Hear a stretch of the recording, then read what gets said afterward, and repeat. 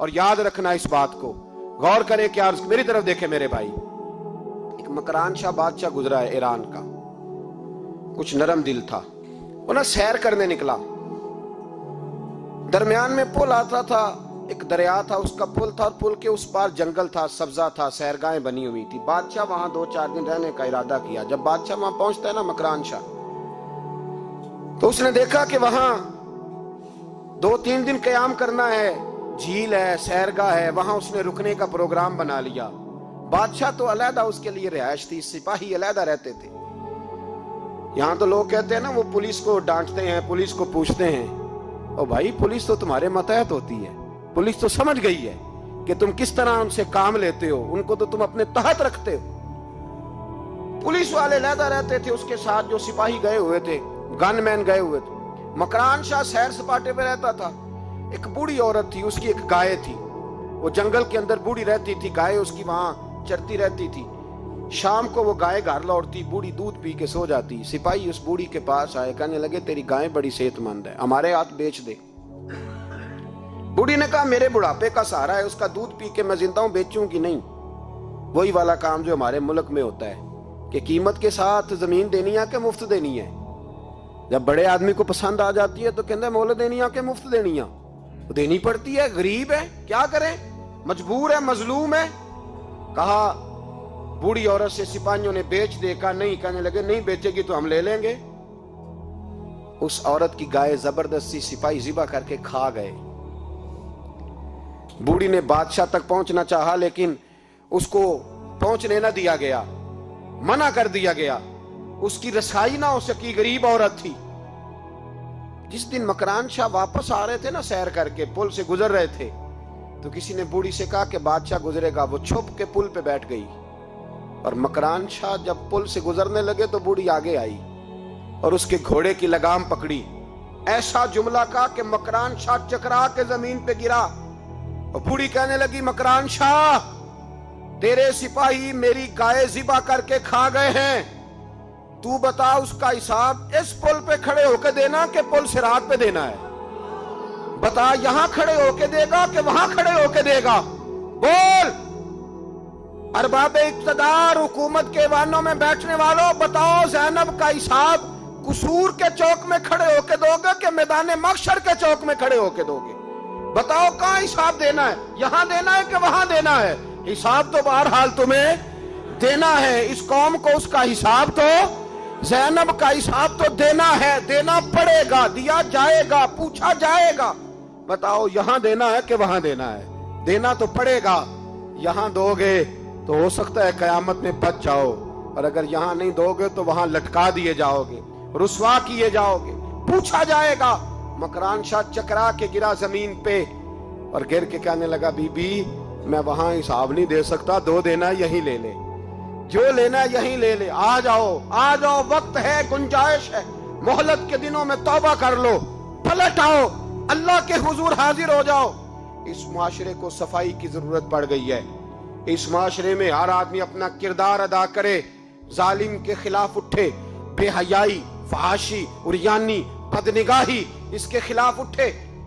حضرت امیر معاویہ رضی اللہ تعالیٰ عنہ اپنے دور حکومت میں باہر نکلے، ایک بی بی با پردہ عورت برقعے میں گلی میں گھوم رہی تھی، برقع ڈال کے۔ حضرت امیر معاویہ دوڑ کے مسجد چلے گئے، رونے لگے، کہنے لگے صحابہ کے زمانے میں یہ عورتیں گلی میں آ گئی ہیں، ہمارے دور میں ہی آ گئی ہیں، کہیں اللہ کا قہر نازل نہ ہوتے۔ حالانکہ وہ با پردہ تھی بی بی۔ یہاں تو بڑی ڈٹائی کے ساتھ فرنٹ سیٹ پہ بے پردہ عورت کو بٹھایا جاتا ہے اور دلیلیں دی جاتی ہیں کہ ہم پڑھ لکھ گئے ہیں، ایف ایس سی اور بی ایس سی ہماری تعلیم ہے، ہمارے پاس ابھی تازی تو کار آئی ہے، تو بتائیں نا کہ جو کار پہ بیٹھی ہے وہ کار کی مالکن ہے۔ یہاں تو ہر چیز کھول کے بیان کرنا لوگوں نے اپنے لیے ضروری سمجھ لیا ہے، اپنے کلچر کا حصہ بنا لیا ہے۔ خدا را فحاشی کے خلاف، بے حیائی کے خلاف، عریانی کے خلاف اٹھو اور اس پل کو باندھو۔ جب تک فحاشی رہے گی، عریانی رہے گی، پاکستان میں 10 کے قریب بچوں کے ساتھ روز زیادتی ہوتی ہے۔ یہ آپ کے قومی اخبارات کی آج صبح کی رپورٹ ہے۔ یہ تو وہ چیزیں ہیں جو کھل کے باہر آ گئیں، اور اس کے علاوہ جو بے حیائی کے اڈے کھلے ہوئے ہیں، نہ جانے ان کی تعداد کتنی، کس قدر زیادہ ظلم ہو رہا ہے۔ میرے رسول پاک صلی اللہ تعالی وسلم نے فرمایا جب کوئی زنا کرتا ہے تو ایمان اس کے سینے سے نکل جاتا ہے اس کے سینے سے. آنکھوں پر پردہ ہونا چاہیے, کانوں پر پردہ ہونا. اور اگر زینب کے قتل کے بعد بھی کسی کے موبائل میں گندی تصویر ہے اور اس کے قتل کے بعد بھی بے حیائی کے گانے اس کے موبائل میں ہیں, تو پھر وہ رسم کے آنسو نہ بہائے, پھر وہ صرف 2 منٹ کے لیے آگے بڑھ کے مرثیہ خانہ بنے, وہ پھر شاعر اور ادیب بننے کی کوشش نہ کرے, وہ پھر اپنے حصے کا جملہ لگا کر اپنے آپ کو فیس بک پہ ایکٹیو رکھنے کا تماشا نہ کرے. کیا مطلب ہوا ان چیزوں کا؟